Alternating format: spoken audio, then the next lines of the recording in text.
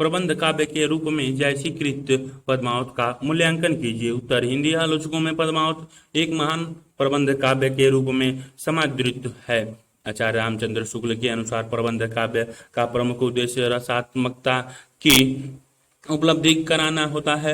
रसात्मकता की उपलब्धि के लिए घटनाओं, चरित्रों आदि की योजना की जाती है, जिसे कथानक कहा जाता है। पद्मावत की प्रबंध कल्पना का मूल्यांकन करने के लिए दोनों तत्वों का विश्लेषण अपेक्षित है, कथानक और रसात्मकता।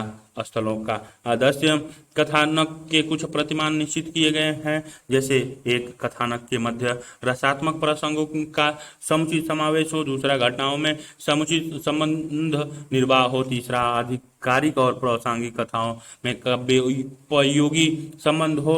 और चौथा, काव्य की कथा में अनावश्यक विराम न हो और वह पर्याप्त गति बनी रही हो।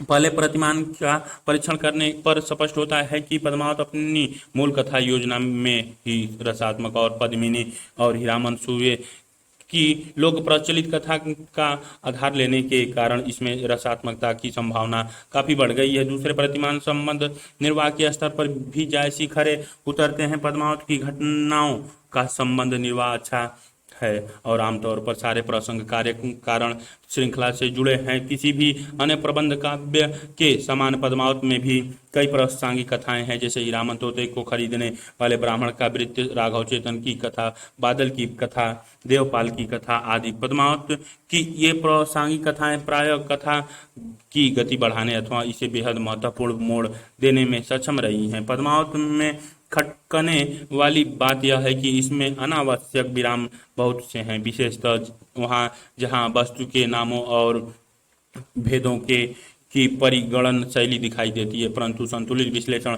से स्पष्ट होता है कि कुछ सीमाओं के बावजूद पद्मावत आदर्श कथानक के प्रतिमानों पर बहुत हद तक खरा उतरता है।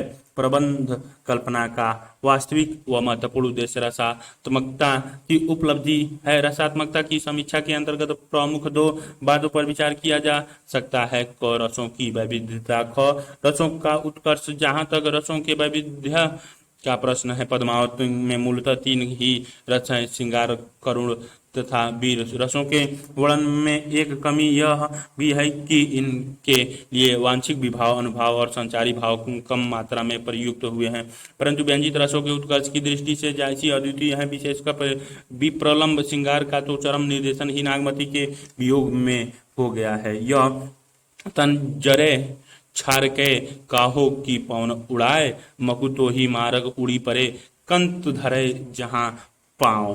कंत धरे जहां पांव उपयुक्त विश्लेषण स्पष्ट करता है कि कुछ सीमाओं के बावजूद जायसी घटनाओं के बीच औचित्यपूर्ण संबंध, रसात्मक स्थलों के स्वाभाविक समावेश और उनकी मार्मिकता अभिव्यंजना में सक्षम हुए हैं। पद्मावत में लोक जीवन के सरस चित्रों का वर्णन है और कुछ विशेष गरिमापूर्ण भावों का पूर्ण उत्कर्ष है। इसीलिए आचार्य रामचंद्र शुक्ल समेत हिंदी के मूर्धन्य विद्वानों ने जायसी की प्रबंध कल्पना को उत्कृष्ट बताया है। जायसी के काव्य में निहित रहस्यवाद के स्वरूप पर प्रकाश डालिए।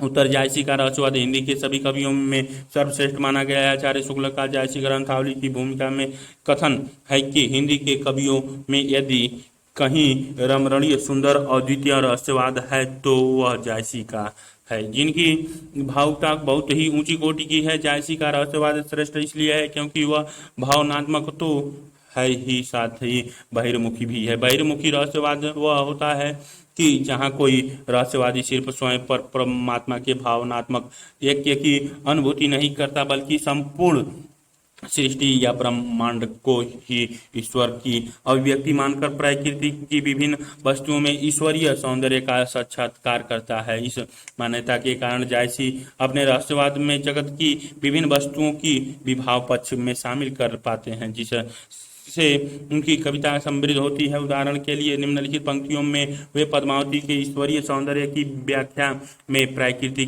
के विभिन्न उपादानों को शामिल करते हैं। जेहि दिन दसन ज्योति निर्मयी, बहुते ज्योति ज्योति ओहि भई, रवि शशि नखत दीपहि, ओहि ज्योति रतन पदार्थ मानक मोती, जह जह बिहसी स्वभाव वही हंसी तह तह छिटकी ज्योति प्रगति। जैसी के रहस्यवाद की सुंदरता और महानता का सुंदर बड़ा कारण यह है कि इसमें भावुकता अत्यंत ऊंची कोटि की है। हिंदी साहित्य में जायसी से पहले जो रहस्यवाद मिलता है वह नाटक का हो या संत मार्गी काव्यधारा का हो, उसमें प्रायः भावना का चरम निषेध किया गया है, लेकिन प्रेम मूलक भावना की रमणीयता जैसी के यहाँ अगाधंत मिलती है। इस संबंध में यह बात अत्यंत महत्वपूर्ण है कि जैसी ने प्रेम को एक ऐसे मूल्य के रूप में सामने रखा है जो जीवन के प्रत्येक संदर्भ में लागू होता है। कबीर के यहाँ प्रेम केवल ईश्वर के प्रति, लेकिन जैसी ने ईश्वरीय प्रेम तथा मानवीय प्रेम के बीच की दूरी को मिटा दिया है। यही कारण है कि वे स्पष्ट कहते हैं, मानुष प्रेम भयो वैकुंठी नाही तो काह छार एक मुट्ठी। जैसी के रहस्यवाद की चर्चा तब तक अधूरी ही होगी जब तक उसमें निहित साधनात्मक रहस्यवाद का विवेचन न किया जाए। जब सूफी लोग भारत आए तो उन्होंने भावनात्मक रहस्यवाद नहीं मिला, क्योंकि अवतारवाद की स्वीकृति के कारण यहाँ न तो निगुण अमूर्त ईश्वर की समस्या थी और न ही ईश्वर से प्रेम करने की मानना ही थी। इन्हें हठ योगियों का साधनात्मक रहस्यवाद ही दिखाई दिया। समन्वय की चेष्टा के तहत इन्होंने अपने रहस्यवाद में उसका अंश भी स्वीकारा। पद्मावत में आदित्यनाथ के रूप में शिव का आना, पद्मावती के महल में 7 मंजिलों का होना, महल की तुलना मनुष्य के शरीर से किया जाना इत्यादि प्रसंग इसी का संकेत करते हैं। कृष्ण काव्यधारा व सूरदास ब्रह्म गीत भक्तिकालीन कृष्ण काव्यधारा के दार्शनिक आधार पर प्रकाश डालिए। उत्तर, भक्तिकाल की कृष्ण काव्यधारा का मूल दार्शनिक आधार वल्लभाचार्य का शुद्धाद्वैतवाद दर्शन है, किंतु इस पर अन्य बहुत से दर्शनों का भी प्रभाव है। वल्लभाचार्य वैष्णव वेदांती दार्शनिक हैं जिन्होंने शंकर के अद्वैतवाद का खंडन करने के लिए शुद्धाद्वैतवाद की स्थापना की। शुद्धाद्वैत एक प्रकार का अद्वैत ही है जिसमें शुद्ध शब्द का प्रयोग विशेषण शब्द में किया गया है। वल्लभ का मत है कि संपूर्ण ब्रह्मांड 3 गुणों की समिष्टि है। सच्चित तथा आनंद ईश्वर इन तीनों गुणों की समिष्टि है, अर्थात सच्चिदानंद है। जीव सत व जीव सत चित्त गुणों की समिष्टि है, जबकि जगत में सिर्फ सद्गुण उपस्थित होता है। स्पष्ट है कि जीव व जगत जिन गुणों से निर्मित हैं वे ईश्वर में ही विद्यमान है। इसका अर्थ है कि यदि ईश्वर शुद्ध है तो जीव व जगत भी मिथ्या नहीं बल्कि शुद्ध व वास्तविक है। वल्लभ ने भी रामानुजय की तरह विष्णु की सगुण भक्ति का मार्ग स्थापित किया है, किंतु उन्होंने कृष्ण भक्ति को केंद्र में रखा, न कि राम भक्ति को। जहाँ रामानुजय का मत था कि भक्ति दास्य भाव से होनी चाहिए, वही वल्लभ का मत था कि कृष्ण भक्ति प्रेम व माधुर्य से होनी चाहिए, न कि दास्य भाव से। सूर वल्लभ मिलन से पूर्व दास्य भाव की भक्ति करते थे। वल्लभ ने उन्हें कहा कि सूर है के काहे ज्ञात हो। इसके बाद सूरदास ने वल्लभ को गुरु मानकर माधुर्य भक्ति को स्वीकार। शुद्धाद्वैत के साथ साथ कृष्ण भक्ति काव्यधारा बहुत से अन्य दार्शनिक विचारों से भी प्रभावित हुई। उदाहरण के लिए मध्वाचार्य ने अपने द्वैतवाद में कृष्ण को विष्णु का मूल अवतार माना है, किंतु राधा को स्वीकार नहीं किया है। निम्बाचार्य ने अपने दैत्यवाद में राधा व कृष्ण को आत्मा व परमात्मा के रूप में स्वीकार है, जबकि चैतन्य महाप्रभु ने कृष्ण की भक्ति कांता भाव से करने पर बल दिया है। गोस्वामी हित हरिवंश का राधा वल्लभ संप्रदाय भी अत्यंत महत्वपूर्ण है, जिसमें राधा को अत्यधिक महत्व दिया गया है। एक अन्य संप्रदाय स्वामी हरिदास द्वारा प्रवर्तित है, जो हरिदासी या सखी संप्रदाय के नाम से प्रसिद्ध हुआ। इसमें स्पष्ट कहा गया कि कृष्ण का संबंध लोक कल्याण से एकदम नहीं है, वे केवल श्रृंगार व लोक रंजन के लिए अवतार ग्रहण करते हैं। इन सभी दर्शनों का सीमित प्रभाव कृष्ण भक्ति काव्य पर देखा जा सकता है। अष्टछाप पर टिप्पणी लिखिए।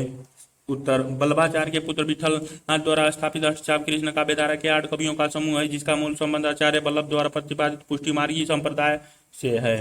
स्पष्ट के अष्टछाप के 8 कवियों में 4 वल्लभ के शिष्य हैं, जबकि 4 विठलनाथ के वल्लभ के शिष्य हैं, सूरदास, परमानंद दास, कुंभन दास व कृष्णदास। जबकि विठलनाथ के शिष्यों में नंददास, चतुर्भुज दास, गोविंद स्वामी तथा क्षितिज स्वामी शामिल हैं। वस्तुतः विठलनाथ ने भगवान श्रीनाथ के अष्ट श्रृंगार की परंपरा शुरू की थी और इन 8 कवियों का कार्य था उन 8 समयों में उपस्थित रहकर कृष्ण भक्ति के गीत प्रस्तुत करना। अष्टछाप के कवियों में सर्वाधिक महत्वपूर्ण सूरदास हैं, जिन्होंने अपनी महान रचना सूर सागर में कृष्ण के बाल रूप, सखा रूप तथा प्रेमी रूप का अत्यंत विस्तृत, सूक्ष्म व मनोग्राही अंकन किया है। यही कारण है कि स्वयं वल्लभ ने सूर को पुष्टि मार्ग का जहाज कहा है। आचार्य शुक्ल भी कहते हैं, आचार्यों की छाप लगी 8 कवियों की जो वीणाएं कृष्ण माधुरी के गाने में प्रवृत्त हुई, उनमें सर्वाधिक मधुर, सरस व मादक स्वर अंधे गायक सूर की वाणी का था। अष्टछाप में सूरदास के अतिरिक्त 2 अन्य कवि भी साहित्य की दृष्टि से महत्वपूर्ण है, नंददास व कुंभनदास। नंददास ने भंवर गीत व पदावली जैसे रचनाएं लिखी, जिनमें कृष्ण के सगुण रूप को स्थापित किया गया। कुंभनदास का भी साहित्य की दृष्टि से पर्याप्त महत्व है। उनकी प्रसिद्ध पंक्तियां हैं, संतन को काहे सी करी सो काम, आवत जात पनह्या टूटी बिसरी गए हरिनाम। अष्टछाप का ना सिर्फ कृष्ण काव्य परंपरा में बल्कि संपूर्ण हिंदी काव्य में अनूठा स्थान है। इन कवियों ने ब्रज भाषा में निहित गंभीर कलात्मकता और संगीतात्मकता तत्व को जो ऊंचाई प्रदान की है, वह किसी भी माधुर्य भाव की कविता के लिए अनुकरणीय है। क्या भ्रमर गीत सार को निगुण मत का सगुण मत की विजय का काव्य मानना उचित है? तार्किक उत्तर दीजिए। उत्तर, भ्रमर गीत सार मूल रूप से कृष्ण द्वारा गोपियों को संदेश भेजने जाने की कथा है। सूरदास ने कृष्ण द्वारा संदेश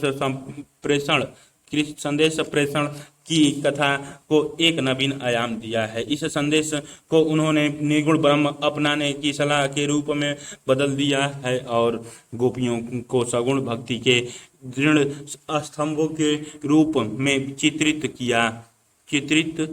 किया है। भ्रमर गीत सार की गोपियां उद्धव की शुष्क तथा जटिल ज्ञान मार्गी बातों से परेशान हैं। यहाँ उनका मूल उद्देश्य निगुण सगुण का खंडन मंडन नहीं है, वे तो केवल अपने प्रेम मार्ग पर बने रहने चाहती है। जब उद्धव किसी तरह नहीं मानते तो गोपियां उनसे निगुण के विषय में तरह तरह के प्रश्न पूछना प्रारंभ करती हैं। निर्गुण कौन देश को बासी रेख न रूप वरन जोके, ना ही ताको हमें बतावत, अपनी कहो दरस वैसों को तुम कबहू हो पावत। यह गोपियों की इच्छा उद्धव को पराजित करने को नहीं है, बल्कि उनसे पीछा छुड़ाने की है, ताकि वे उन्हें निगुण का पाठ न पढ़ाएं। पर उद्धव नहीं मानते। तब गोपियां स्पष्ट करती हैं कि उनके लिए कृष्ण के अतिरिक्त किसी और से मन लगाना संभव नहीं है। एक ही मन था, वह भी कृष्ण के साथ चला गया। ऐसे में तुम्हारे निर्गुण ब्रह्म की आराधना कौन करेगा? वह उद्धव को समझाती हैं कि जैसे तैसे अगर वे अपने मन को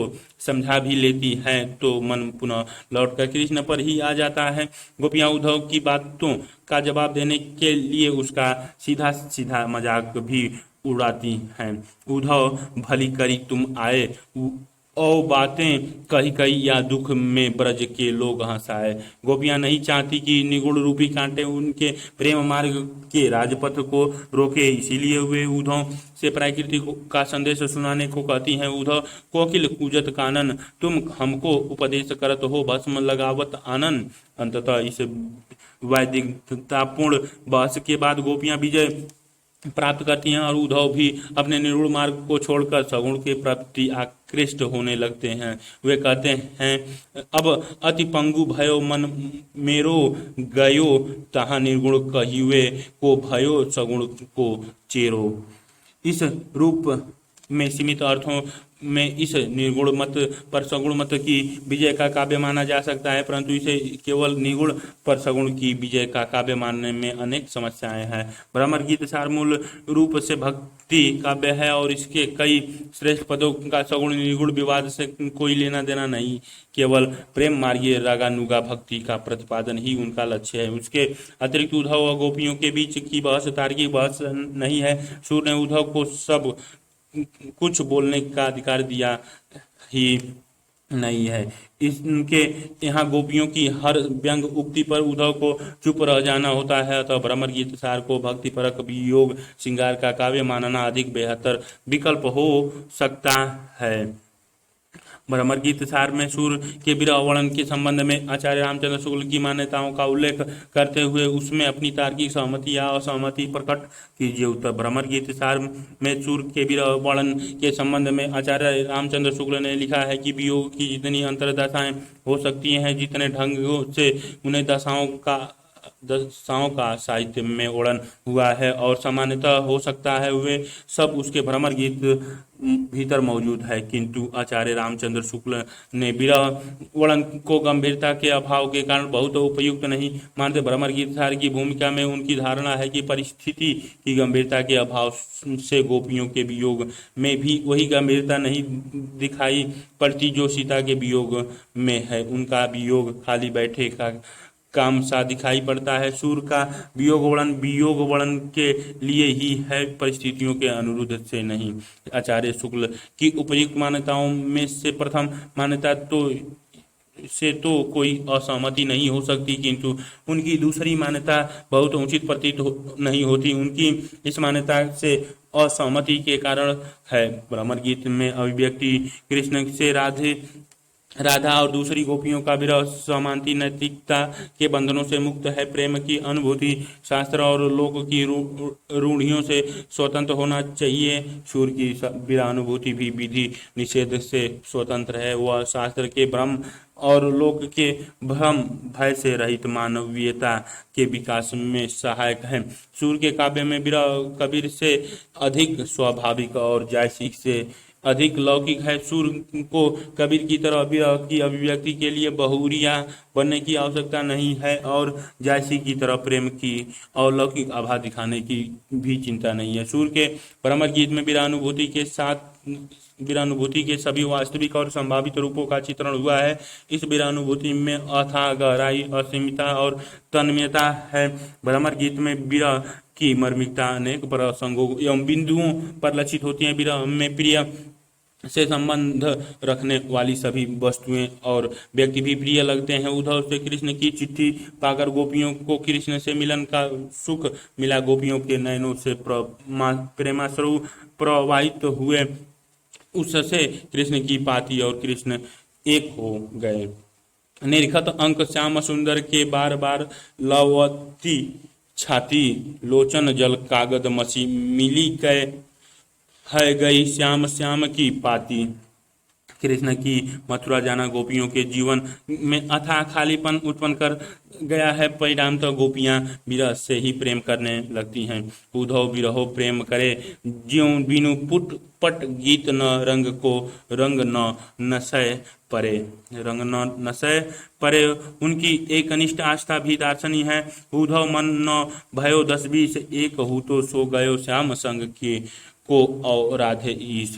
निष्कर्षतः हम कह सकते हैं कि आचार्य शुक्ल के मत के विपरीत यह लक्षित होता है कि विरह के सहज मानवीय और उदात्त रूपों की गहराई एवं व्यापकता तथा मर्मिकता एवं विविधता का जैसे चित्रण सूर्य के भ्रमर गीत में है, वैसी अन्यत्र कहीं नहीं। भ्रमर गीत में वचन की भाव प्रेरित वक्रता द्वारा प्रेम प्रसूत अंतर वृत्तियों का उद्घाटन परम मनोहर है। उदाहरण सहित मीमांसा कीजिए। उत्तर हिंदी के 1000 वर्षों के साहित्य में भाव प्रेरित वक्रता का चरम उदाहरण यदि कहीं दिखता है तो भ्रमर गीत में, जहाँ गोपियों ने अपनी विरह दग्ध हृदय की पीड़ा को असंख्य टेढ़े मेढ़े तरीके से व्यक्त किया है। गोपियां के लिए प्रेम जीवन की एक जरूरत नहीं, जीवन का आधार है। उनका प्रेम व्यक्तित्व गहरी भावनाओं से ही निर्मित हुआ है। कृष्ण ने गोपियों को समझाने के लिए उद्धव को भेज दिया है, जो अत्यंत शुष्क निरस ज्ञानी योगी और निर्गुण मार्गी व्यक्ति है। गोपियों में गहरे प्रेम से उत्पन्न होने वाली पीड़ा, दूसरे शब्दों में कहें तो प्रेम प्रसूत अंतर्वृत्तियां उन्हें मजबूर कर देती हैं कि वे अपने तिक्तता को व्यक्त करें। इसी मनोवैज्ञानिक बिंदु पर भ्रमर गीत में एक सुंदर उपालंब काव्य और प्रभावशाली वाग्यद्य शैली का जन्म हुआ है। प्रेम की स्वाभाविक विशेषता यह है कि प्रेम करने वाला अपने प्रेम के विरुद्ध कुछ सुन नहीं सकता। वह अपने प्रेम को सही सिद्ध करने के लिए तर्क जुटाता है। गोपियां गोपियों ने भी अपने भाव प्रेरित वक्र कथनों के माध्यम से तर्क दिए हैं, जैसे ऊर में माखन चोर पड़ गाड़े, अब केसहु निकसति नाही तिरछे है जून अड़े। प्रेम करने वाला यदि अपने प्रेम को अपमानित होते हुए देखे तो उसे क्रोध आता है, उसकी उक्तियां कटु होने लगती हैं, कथनों में तिक्तता आने लगती है। यह तिक्तता साहित्य में उपालंब कहलाती है। एक उदाहरण दृष्टव्य हरि है राजनीति पढ़ी आए, इक अति चातुर हूते पहले ही अरु करी नेह दिखाए, जानी बुद्धि बड़ी जुवती को जोग संदेश पठाए। प्रेम करने वाला यदि किसी के विचार से अपने प्रेम को अपमानित होते देखता है तो वह भी उसके विचारों का मजाक उड़ाने से नहीं चूकता, उसके सिद्धांतों पर प्रश्न खड़ा करने से नहीं चूकता। यही गोपियों ने भी किया है। देख न रूप बरन जाके नाही, ताको हमें बतावत, अपनी कहो दरस वैसे को तुम कबहू हो पावत। इस प्रकार हम कह सकते हैं कि ब्रह्म गीत में वचन की भाव प्रेरित कृत्या द्वारा प्रेम प्रसूत अंतर वृत्तियों का उद्घाटन परम मनोहर है।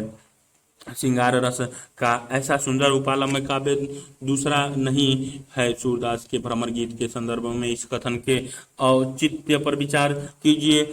उत्तर उपालंब का अर्थ उलाहना होता है। साहित्य में उपालंब प्रायः एक रूढ़ि के रूप में प्रयुक्त होता रहा है और भ्रमर गीत परंपरा में तो इसे एक विशिष्ट अभिव्यक्ति शैली के रूप में अपनाया गया है। सूर्य ने अपने भ्रमर गीत में उपालंब के जरिए गोपियों की विरह पीड़ा को मुखर किया है। उपालंब के मूल में यह मनोवैज्ञानिक सत्य निहित है कि किसी भाव के चरम पर पहुंचे व्यक्ति का कथन अभिधात्मक नहीं रह जाता, बल्कि उसमें वक्रता आ जाती है। गोपियां विरहजन पीड़ा से उत्पन्न भावों के शिखर पर हैं, इसीलिए उनके कथनों में बकापन आ गया है, जिससे वैदिकता पैदा हुई है। और इस वैदिकता, मार्मिकता और भावुकता ने सूर्य के भ्रमर गीत को एक आदर्श उपालंब काव्य में ढाल दिया है। आचार्य शुक्ल ने ठीक ही कहा है कि श्रृंगार रस का ऐसा सुंदर उपालंब काव्य दूसरा नहीं है। सूर्य के भ्रमर गीत में उपालंब सिर्फ रूढ़ि पालन के लिए नहीं आया है। गोपियां उलाहने की मुद्रा में तब आती हैं जब उन्हें लग जाता है कि उद्धव उनकी भावनाओं को समझे बिना ही उनके मन में निर्गुण ज्ञान को स्थापित कर देने पर आमाद हैं। गोपियां कृष्ण उद्धव कुब्जा प्राकृतिक और नागरिक जीवन के प्रति उपालंब करती हैं। सूर्य के भ्रमर गीत में उपालंब सिर्फ गोपियां ही नहीं करती बल्कि यशोदा भी करती हैं। नंद कृष्ण को लेकर मथुरा चले गए, किंतु लौटकर वे अकेले ही आए हैं। इस पर यशोदा का मातृ हृदय दुख से फट पड़ा है और वे नंद पर बरस पड़ी हैं। नंद ब्रज लीजे ठोकी बजाए, देहु विदा मिली जाहि मधुपुरी, जहाँ गोकुल खेराए। सूर्य की गोपियां अपने उपालंबे में कृष्ण की भ्रमर वृत्ति को निशाना बनाती हैं। उन्हें दुख है कि एक तो कृष्ण उनसे मिलने तो नहीं आ रहे हैं, ऊपर से उद्धव को भेजकर उन्हें योग संदेश सिखाना चाहते हैं ताकि वे प्रेम क्षमता से ही वंचित हो जाएं। वे नाराजगी से भरकर उद्धव से कहती हैं, हरि है राजनीति पढ़ी आए, इक अति चातुर हूते पहले ही अरु करी नेह दिखाए, जानी बुद्धि बड़ी जुवतीन को जोग संदेश पठाए।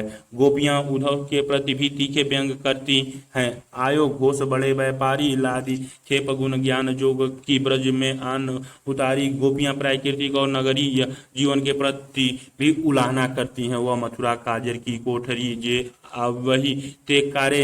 सूर्य के उपालंब काव्य का मूल्यांकन करते हुए यह देखना भी जरूरी है कि हिंदी के अन्य कवियों के यहाँ उपालंब की क्या स्थिति है। वस्तुतः अन्य कवियों के यहाँ कहीं कहीं उपालंब की झलक चाहे मिल जाए, किंतु न तो वह बहुत स्पष्ट है और न ही व्यापक है। सच यही है कि उपालंब के क्षेत्रों में जो अद्भुत सफलता सूर्य को मिली है, शेष कभी उसके आसपास भी नहीं पहुंच सके हैं।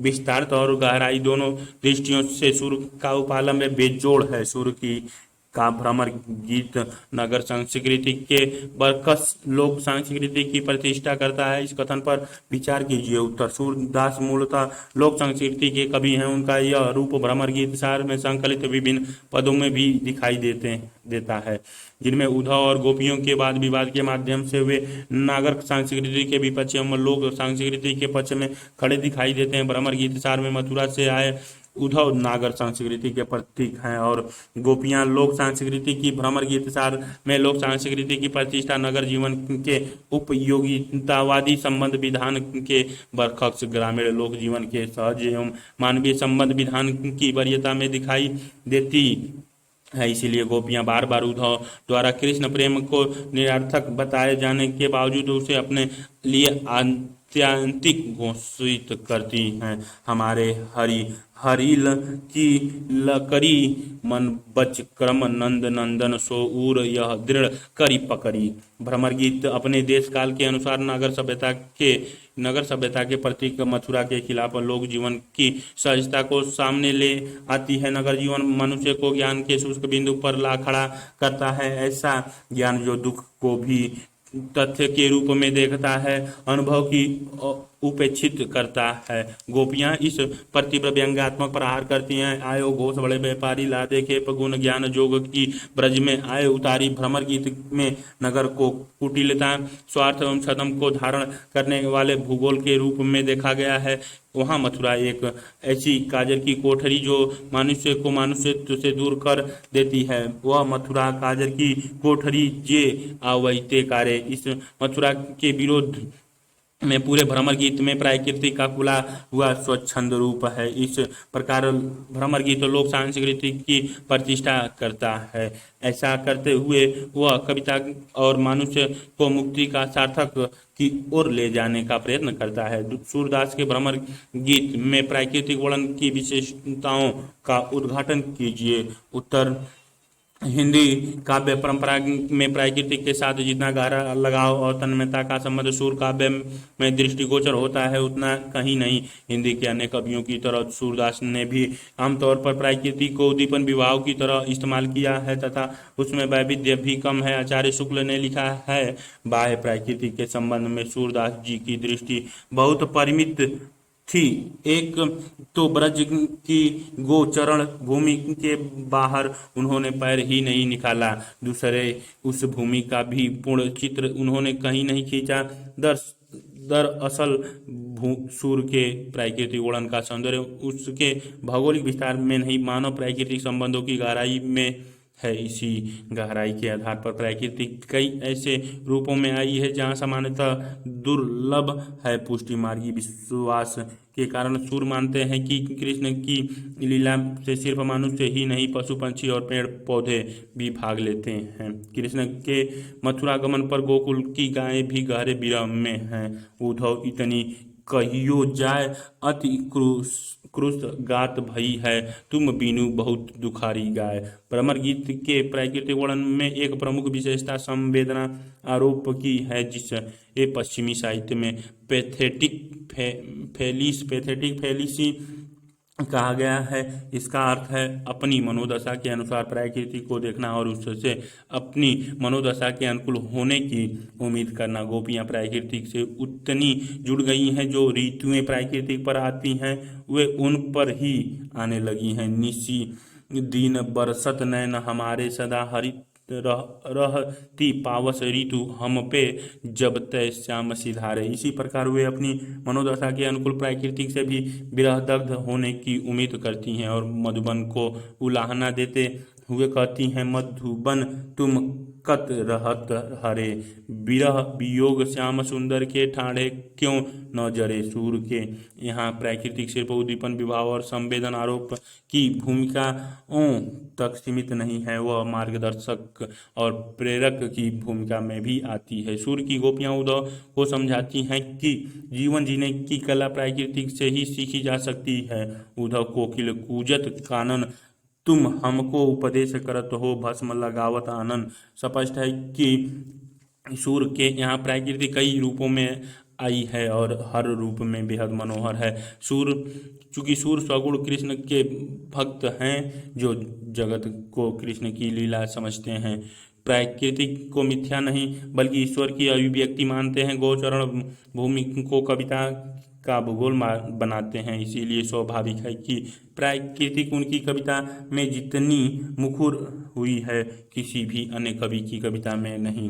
कृष्ण भक्ति काव्यधारा के विकास में वल्लभाचार्य एवं विठलनाथ के अवदान का मूल्यांकन कीजिए। उत्तर, कृष्ण भक्ति काव्यधारा के विकास में वल्लभाचार्य एवं उनके कनिष्ठ पुत्र विठलनाथ की केंद्रीय भूमिका है। कृष्ण भक्ति काव्य मूलतः वल्लभाचार्य द्वारा प्रतिपादित शुद्ध दैत्व तथा पुष्टि मार्ग के इर्द गिर्द ही विकसित हुआ है। सूर को तो पुष्टि मार्ग का जहाज कहा गया है। वल्लभाचार्य ने दास्य भक्ति के स्थान पर प्रेमा भक्ति या रागानुगा भक्ति को प्रतिष्ठित किया है। वल्लभाचार्य से मिलने से पूर्व सूरदास भक्ति करते थे, मेरी कौन गति ब्रजनाथ, परंतु वल्लभ के शब्दों सूर है के काहे ज्ञात हो ने अब उनकी भक्ति की धारा ही बदल दी और सूर वात्सल्य व श्रृंगार के सबसे कुशल चितरे बन गए।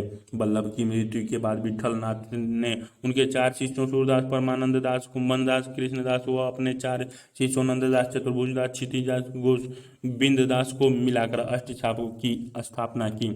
ये 8 कवि कृष्ण के बाल सखा माने जाते थे और कृष्ण की संस्तुति में नित्य कुछ पद रचते थे। कृष्ण की अष्टयामी पूजा के लिए ये उपस्थित रहते थे तथा उसी समय अपने पदों का गायन करते थे। अष्टछाप के निर्माण में कृष्ण भक्ति काव्य को एक केंद्रीय आधार मिला, जिसके इर्द गिर्द मीरा व रसखान जैसे कवियों ने भी कृष्ण भक्ति की कविताएं लिखी। यद्यपि वे पुष्टि मार्ग के अनुयायी नहीं थे। इसी प्रकार वल्लभ व विठलनाथ का महत्व स्पष्ट है कि उन्होंने कृष्ण भक्ति को न केवल शुद्ध द्वैतवाद का दार्शनिक आधार प्रदान किया, बल्कि अष्टछाप के रूप में उसे एक संगठित आंदोलन का रूप भी दे दिया। पुष्टि मार्ग का परिचय। उत्तर, पुष्टि मार्ग कृष्ण भक्ति काव्यधारा की एक विशेष अवधारणा है, जिसका प्रयोग वल्लभाचार्य ने अपने शुद्ध द्वैतवाद के व्यवहारिक पक्ष के अंतर्गत किया है। वल्लभ का दावा था कि शंकराचार्य का द्वैतवाद या मायावाद झूठा है।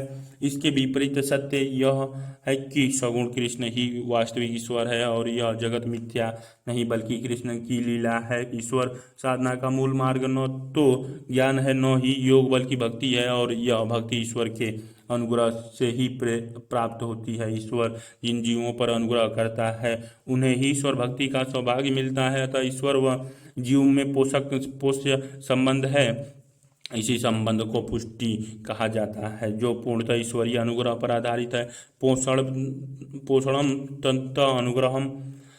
पुष्टि मार्ग की मूल मान्यता यह है कि ईश्वर की भक्ति के लिए किसी भी प्रकार का कर्म व साधन निरर्थक है। ईश्वर जिससे प्रेम करता है उसे खुद ही भक्ति का अनुग्रह देता है। जो व्यक्ति यह समझता है कि उसके कर्मों से किसी फल की प्राप्ति होती है वह अज्ञानी व झूठा है। सूर कहते हैं कि करी गोपाल की सब होई, जो अपने पुरुषार्थ मानत अति झूठो है सोई। पुष्टि मार्ग के अनुसार जीव के 3 प्रकार हैं, प्रवाह जीव, मर्यादा जीव तथा पुष्टि जीव। प्रवाह जीव वे हैं जो संसार के सामान्य प्रवाह में शामिल हैं, जो लौकिक सुखों को ही काम्य समझते हैं। मर्यादा जीव उनसे कुछ बेहतर हैं, उन्हें अलौकिक सुखों की इच्छा तो रहती है लेकिन उनकी प्राप्ति हेतु वे कर्म कांडों तक सीमित रहते हैं। पुष्टि जीव वे हैं जो संपूर्ण साधनों की निरर्थकता समझकर स्वयं को पूर्णतः ईश्वरीय अनुग्रह पर छोड़ देते हैं तथा ईश्वरीय कृपा प्राप्त होने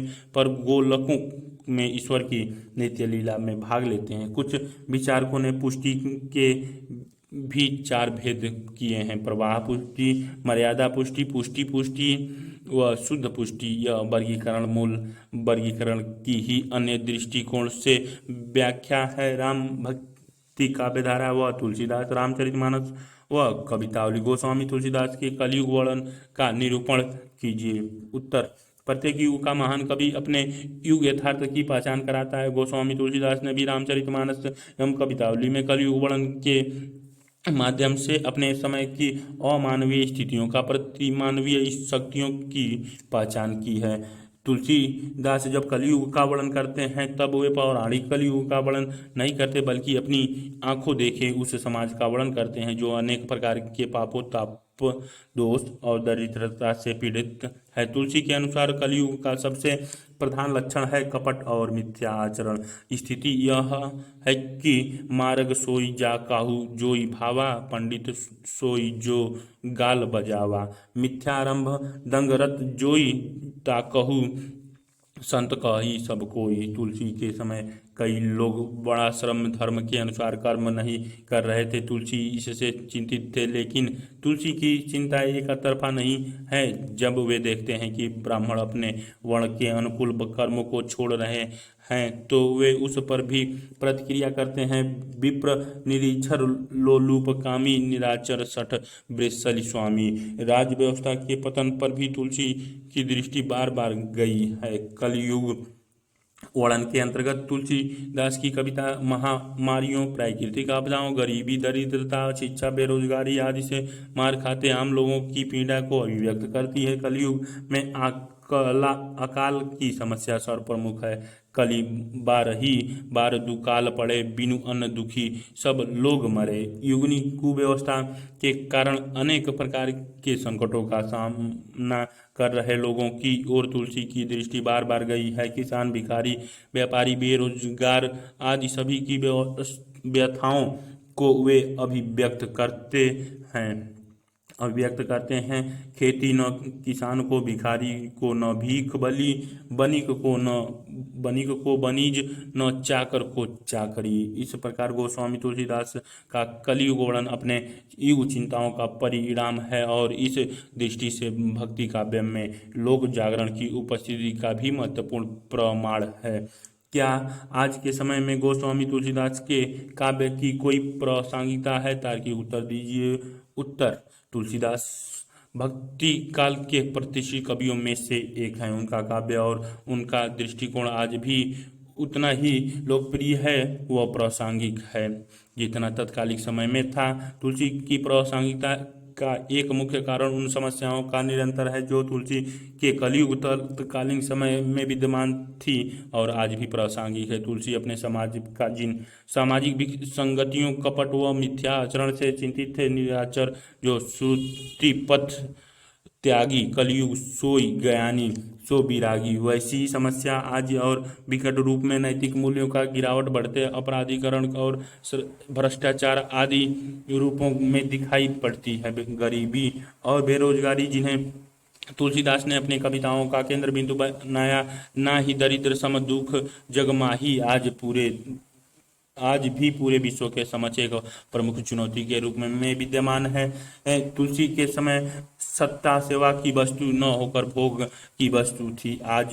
की राजनीतिक परिदृश्य में भी अवसरवादी राजनीति के रूप में यह समस्या फल फूल रही है। समस्याओं की निरंतरता के साथ साथ तुलसी की प्रासंगिकता उनके दृष्टिकोण की मौलिकता के कारण भी अधिक है। उन्होंने तत्कालिक समाज की समस्याओं के निराकरण के लिए जिस राम राज्य की कल्पना की थी, वैसे आदर्श राज्य की आवश्यकता आज तक परिदृश्य में भी विद्यमान है। तुलसी ने राम राज्य का पहला लक्षण लोगों की मूलभूत आवश्यकताओं की पूर्ति बताया। राम राज्य रजत सकल धर्म निरंतर, नर नारी राग न रोष न दोष दुख, सुबल पदार्थ चारी। आज तक लोक कल्याणकारी राज्य का मुख्य उद्देश्य भी लोगों की को आधारभूत सुविधाओं, भोजन, आवास व जल उपलब्ध कराना है। तुलसी के अपने आदर्श राज्य में एक ऐसे समाज की कल्पना की है जहां सभी को का स्वास्थ्य उत्तम होगा, कोई गरीब व दुखी नहीं होगा, वह सभी साक्षर होंगे, अल्प मृत्यु नाही कवनियु पीरा, सब सुंदर सब बीरूज शरीरा, ना ही दरिद्र को दुखी न दीना, ना ही को अबुध न क्षण ही ना। आज मानव विश्व विकास सूचकांक के मुख्य मानक भी यही है जिनकी कल्पना तुलसीदास ने मध्यकाल में की थी। तुलसीदास का मानना था कि राजा को जनता के प्रति प्रतिबद्ध होना चाहिए। जासु राजप्रिय प्रजा दुखारी, सो नृप अवश्य नरक अधिकारी। आज अच्छे अभिशासन का मुख्य तत्व यही प्रतिबद्धता, जवाबदेही व उत्तरदायी तो ही है। इस प्रकार तुलसी के विचार व समाज दर्शन देश व काल की सीमाओं से परे हैं और आज भी उतने ही अनुकरणीय हैं जितने मध्यकाल के सामंतवादी युग में थे। गोस्वामी तुलसीदास की समन्वय चेतना पर प्रकाश डालिए। उत्तर, किसी भी युग का महान रचनाकार अपने समय के संकटों और टकराहटों की पहचान करता है और उसके समानांतर एक ऐसा मार्ग ढूंढने का प्रयत्न करता है जहां विरोधी पक्ष अपने अतिवादों का परित्याग कर साथ साथ चल सके। गोस्वामी तुलसीदास ऐसे ही समन्वयवादी रचनाकार हैं और इसीलिए वे महान रचनाकार भी हैं। आचार्य हजारी प्रसाद द्विवेदी ने उनकी समन्वय साधना की गंभीरता प्रशंसा करते हुए लिखा भी है कि तुलसीदास को जो अभूतपूर्व सफलता मिली उसका कारण यह था कि वे समन्वय की विशाल बुद्धि लेकर उत्पन्न हुए थे। भारतवर्ष का लोकनायक तो वही हो सकता है जो समन्वय करने का अपार धैर्य लेकर सामने आया हो। वस्तुतः तुलसीदास मध्यकाल के जिस समांती परिवेश में विद्यमान थे उसमें अनेक विरोधी शक्तियां समाज के विभिन्न स्तरों पर संघर्षरत थी। तुलसीदास ने उन विरोधी विचारधाराओं में समन्वय स्थापित के करके अत्यंत लोक कल्याणकारी कार्य किया। दर्शन एवं साधना के धरातल पर समन्वय की चेष्टा करते हुए तुलसीदास ने भक्ति विरोधी ज्ञान को खारिज किया, किंतु भक्ति और ज्ञान में गहरा समन्वय स्थापित करते हुए लिखा, भगति ही ज्ञानी ही ना ही कछु भेदा, निर्गुण एवं सगुण के जटिल विवाद के समन का प्रयत्न करते हुए उन्होंने कहा, सगुनी अगुनी ना ही कुछ कछु भेदा, गवाही मनु पुराण बुध वेदा। शव और वैष्णव के मतभेद को सुलझाने के लिए उन्होंने प्रायः शिव और राम को एक दूसरे का भक्त बताया है। सामाजिक धरातल पर तुलसीदास ने पुरुष व नारी में विभिन्न वर्णों में समन्वय का प्रयत्न किया है। पारिवारिक धरातल पर पिता और पुत्र के बीच, भाई भाई के बीच, माँ और पुत्र के बीच आदि स्तरों पर समन्वय किया है। तत्कालिक लोगों की मानसिकता को लक्षित करते हुए उन्होंने भाग्य तथा पुरुषार्थ में भोग तथा त्याग में समन्वय किया है। राजनीतिक धरातल पर उन्होंने राजा व प्रजा के कर्तव्यों का निर्धारण करते हुए दोनों के सम्यक संबंध की व्यवस्था कर राजा व प्रजा के बीच समन्वय स्थापित किया है। जब वे नाही दरिद्र को दुखी न दीना कहते हैं तो आर्थिक स्तर पर भी उनकी समन्वय भावना दिखाई देती है। भाषा के धरातल पर भी उन्होंने सांस्कृतिक और लोक भाषा का अद्भुत समन्वय समग्रतः तुलसीदास समन्वय की विराट चेष्टा करने वाले कवि हैं। उनकी इस समन्वय भावना ने मध्यकाल के बिखरते हुए समाज को बांधने का महान कार्य तो किया ही, भविष्य के लिए भी एक समाज दृष्टि प्रदान की। गोस्वामी तुलसीदास की राम राज्य की परिकल्पना पर प्रकाश डालिए। तुलसी की राम राज्य की परिकल्पना उनकी राजनीतिक प्रगतिशीलता का सर्वोच्च प्रमाण है। भक्ति काल के अन्य कवि अपनी तमाम प्रगतिशीलता के बावजूद राजनीतिक व्यवस्था के प्रश्न पर मौन हैं, परंतु तुलसी उसके विपरीत मुखर हैं। वे वर्तमान व्यवस्था के आलोचक हैं। राम साम न दाम न भेद कली, केवल दंड कराल। और इस व्यवस्था के शासन को भले ही इहलोक में दंड न दे पाए परंतु परलोक में उनके लिए दंड की व्यवस्था करते हैं। जासु राज प्रिय प्रजा दुखारी, सो नर अवस नरक अधिकारी। परंतु कवि का दायित्व केवल वर्तमान व्यवस्था की आलोचना करके समाप्त नहीं हो जाता है। उसके लिए यह आवश्यक है कि वह जिस व्यवस्था की आलोचना कर रहा है उसका विकल्प भी प्रस्तुत करे। तुलसी ने यह विकल्प राम राज्य के रूप में प्रस्तुत किया है और तुलसी का राम राज्य केवल राजनीतिक सिद्धांत नहीं है बल्कि ऐसा अवस्था है जहाँ प्रत्येक व्यक्ति संपूर्ण सार्थकता के साथ जीता है। राम राज्य एक देशीय धारणा नहीं है, राम राज्य सारे संसार में एक साथ है। भूमि सप्त सागर मेखला एक, भूप रघुपति कोसला साथ साथ यह एक कल्याणकारी राज्य भी है। राम राज्य में सभी नर और नारी धर्म में रत हैं और किसी को रोग रोष दुख दोष नहीं है। और अर्थ धर्म काम मोक्ष ये चार पदार्थ सभी को सुलभ हैं। सभी को परेशान करने वाले त्रय ताप दैविक दैविक भौतिक ताप राम राज्य में किसी को परेशान नहीं करते। राम राज्य कभी नहीं व्यापा। राम राज्य में चारों ओर समृद्धि ही समृद्धि है।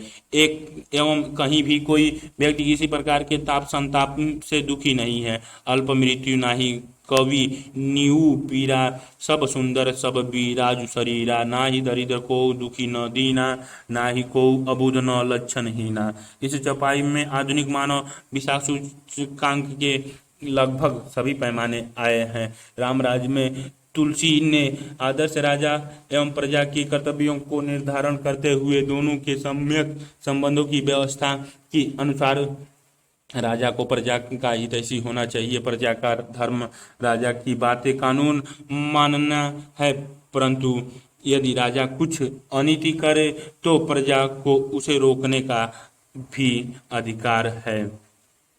सोई सेवक प्रियतम मम सोई मम अनुशासन माने जोई जो अनीति कछु भय भाई तो मोहि बर जहु भय बिसराई।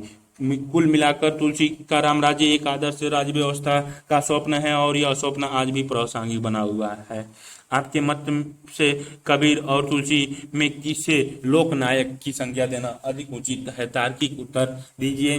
उत्तर कबीर और तुलसी दोनों ही हिंदी साहित्य के इतिहास के महान रचनाकार हैं, किंतु कबीर की कविता जहां अपने युग यथार्थ की पहचान मात्र करती है, वहीं तुलसी की कविता समाधान का रास्ता भी तलाशती है। वस्तुतः किसी भी युग का महान रचनाकार अपने समय के संकटों एवं टकराहटों की पहचान करता है और उसके समानांतर एक ऐसा मार्ग ढूंढने का प्रयत्न करता है जहां विरोधी पक्ष अपने अतिवादों का परित्याग कर साथ साथ चल सके। गोस्वामी तुलसीदास ऐसे ही समन्वयवादी रचनाकार हैं और इसलिए वे महान रचनाकार भी हैं। आचार्य हजारी प्रसाद द्विवेदी ने उनकी समन्वय साधना की गंभीर प्रशंसा करते हुए लिखा भी है कि तुलसीदास को जो अभूतपूर्व सफलता मिली उसका कारण यह था कि वे समन्वय की विशाल बुद्धि लेकर उत्पन्न हुए थे।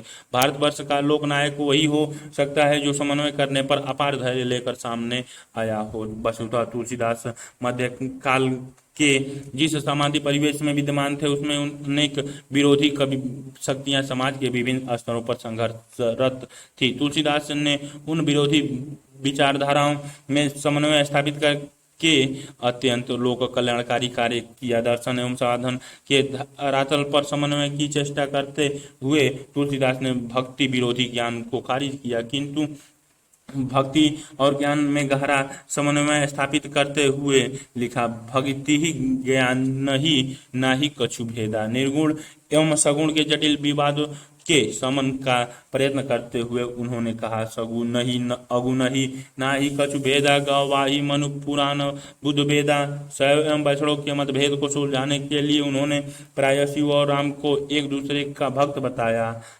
सामाजिक धरातल पर तुलसी ने पुरुषों व नारियों में विभिन्न वर्णों में समन्वय का प्रयत्न किया। पारिवारिक धरातल पर पिता और पुत्र के बीच, भाई के बीच माँ और पुत्र के बीच आदि स्तरों पर समन्वय किया।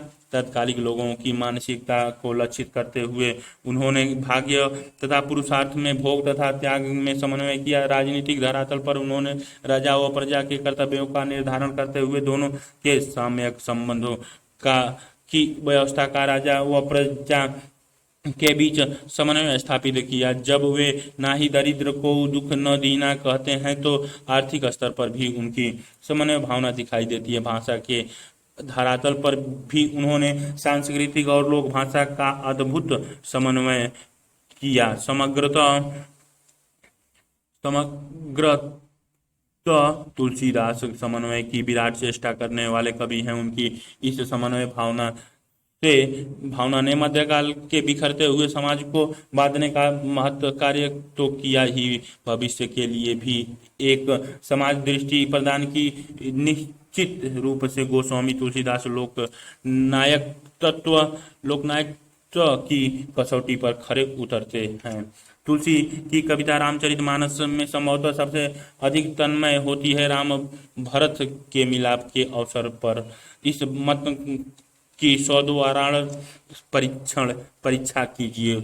उत्तर रामचरितमानस हिंदी साहित्य का सर्वश्रेष्ठ महाकाव्य है, जिसमें तुलसी का प्रबंध कौशल अपने चरम रूप में दिखता है। प्रबंध कौशल की सबसे बड़ी कसौटी है रसात्मक स्थलों की सही पहचान। कथा के बीच में रसात्मकता स्थलों का ऐसा समावेश होना चाहिए कि पाठक को भावनाओं में डूबने का अवसर मिले, और इसी दृष्टि से तुलसी बेजोड़ है। पुष्प वाटिका प्रसंग, राम वनगमन प्रसंग, राम भरत मिलाप प्रसंग आदि में वे भावनाओं के मर्म तक पहुँचे हैं, परंतु तुलसी की कविता रामचरितमानस में संभवतः सबसे अधिक तन्मय राम भारत मिलाप के अवसर पर हुई है। राम भरत मिलाप मूल रूप से एक छोटा सा प्रसंग है, जिसमें कुल मिलाकर राम व भरत का मिलाप तथा भरत का राम से वापस लौटने का अनुरोध है।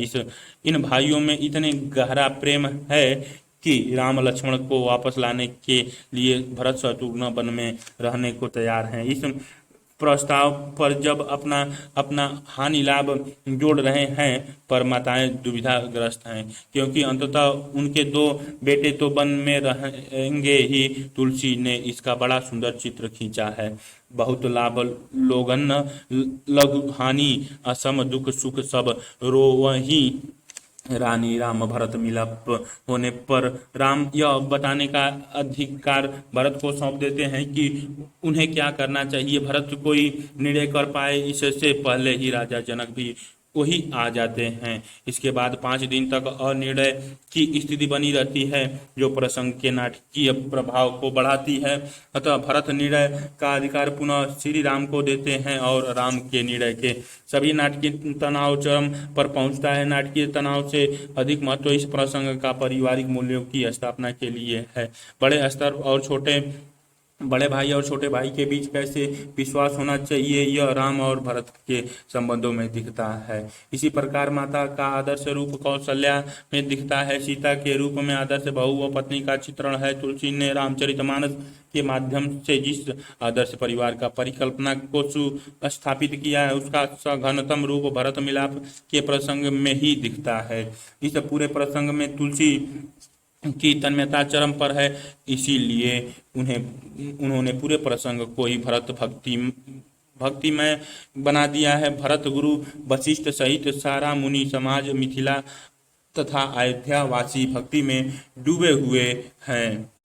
काव्य कला की दृष्टि से भी यह प्रसंग तुलसी के सर्वश्रेष्ठ कार्यों में से एक है। अनुप्रास और रूपक के तो वे सम्राट हैं ही, पर इस प्रसंग में उन्होंने विरोधाभास, अनुनय तथा दृष्टांत जैसे अलंकारों का भी सधा हुआ प्रयोग किया है। कुल मिलाकर यह कहा जा सकता है कि तुलसी की कविता रामचरितमानस में संभवतः सबसे अधिक तन्मय राम भरत मिलाप के अवसर पर ही हुई है।